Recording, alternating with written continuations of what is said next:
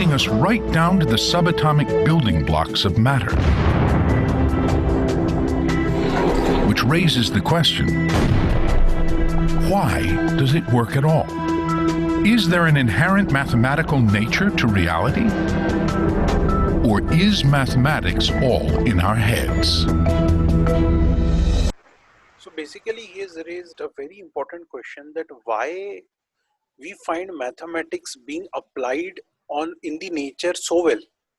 Why is it actually there in the nature? Is it actually present in the nature, or actually it's just it's our imagination? It's there in our minds that we think that mathematics is there, because physically we cannot see numbers anywhere, but we see patterns over there. So the only two things can be there, that either it is there in the nature already and it is so perfectly made that we find so many beautiful patterns around us and so perfect that we can calculate because of that, or is it just our imagination? So these two points will be majorly the theme of today's session, that what would be true. We might come to know the answers, we might not be able to come to know the answers, but we'll keenly observe why he's raising these two questions. Okay.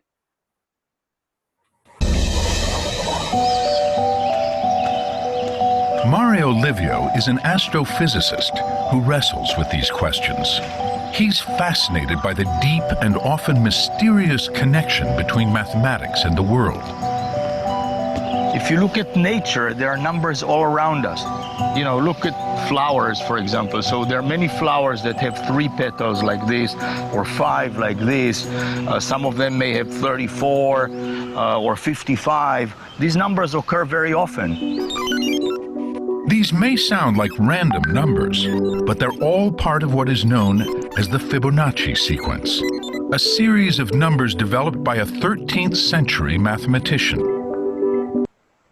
So just the most basic example, taking the most basic example is an example of a flower, whereby we see that flowers have petals like 3 in number or 5 in number.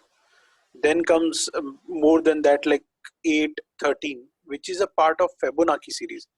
And I hope are we familiar with Fibonacci series? And it's just simple series which says that the numbers add up. So as we see on the screen, 1 and 1, so add up to become 2, 1 and 2 become 3. So this series is a mathematical series. It should be there in the mathematics only, on the paper. Why is it being seen in the petals of flowers in the nature? Why is it there? Is the question he's raising. You start with the numbers 1 and 1, and from that point on you keep adding up the last 2 numbers. So 1 plus 1 is 2. Now 1 plus 2 is 3. 2 plus 3 is 5. 3 plus 5 is 8. And you keep going like this, 5 plus 8. Today, hundreds of years later, this seemingly arbitrary progression of numbers fascinates many, who see in it clues to everything from human beauty to the stock market. While most of those claims remain unproven, it is curious how evolution seems to favor these numbers. And as it turns out, I mean, this sequence appears quite frequently in nature. Fibonacci numbers show up in petal counts, especially of daisies. But that's just a start. Statistically, the Fibonacci numbers do appear a lot in botany. For instance, if you look at the bottom of a pine cone, you will see often spirals in their scales. You end up counting those spirals. You will usually find a Fibonacci number. And then you will count the spirals going in the other direction, and you will find an adjacent Fibonacci number. Just a next example, first one was for daisies, the flower daisies that had pattern of Fibonacci series. Now he's taken this shell sort of fruit something, which actually has the same thing, that if you go clockwise, then to its Fibonacci series. If you go anti-clockwise, then to its the Fibonacci series going the other way around. Why would that happen? Why would that be there in nature altogether? Shall we continue? The same is true of the seeds on a sunflower head. 2 sets of spirals, and if you count the spirals in each direction, both are Fibonacci numbers. While there are some theories explaining the Fibonacci-botany connection, it still raises some intriguing questions. So do plants know mass? The short answer to that is no. They don't need to know mass. In a very simple geometric way, they set up a little machine that creates the Fibonacci sequence in many cases. The mysterious connections between the physical world and mathematics run deep. We all know the number pi from geometry, the ratio between the circumference of a circle and its diameter, and that its decimal digits go on forever without a repeating pattern. As of now he has taken up the number pi, constant pi, which is there almost everywhere. It has been derived mathematically that it goes till infinity.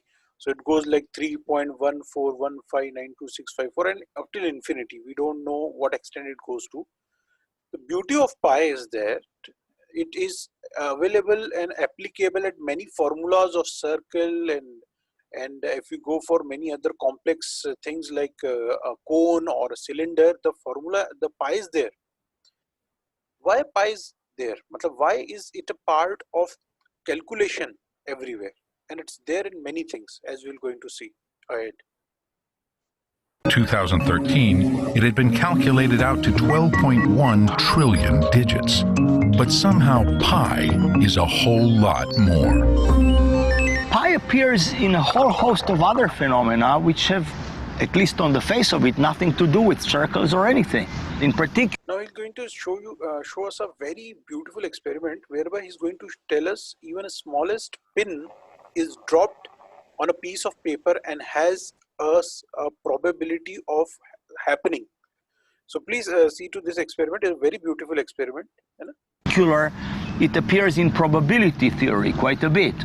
Suppose I take this needle so that the length of the needle is equal to the distance between 2 lines on this piece of paper. And suppose I drop this needle now on the paper. Sometimes when you drop the needle, it will cut a line, and sometimes it drops between the lines. It turns out the probability that the needle lands so it cuts a line is exactly 2 over pi. Yeah. So I hope the experiment is clear. What he has done is drawn lines, and the distance between the lines is exactly as the distance, the length of the needle. And he is dropping the needle again and again on the piece of paper. The probability of needle dropping on the line or off the line has been found out to be 2 by pi. It has been calculated to be 2 by pi. We would say that this should be random. If I am dropping, it should go any number of times to out of the line or any number of times on the line. But it has a number. It has a calculation that we are going to see.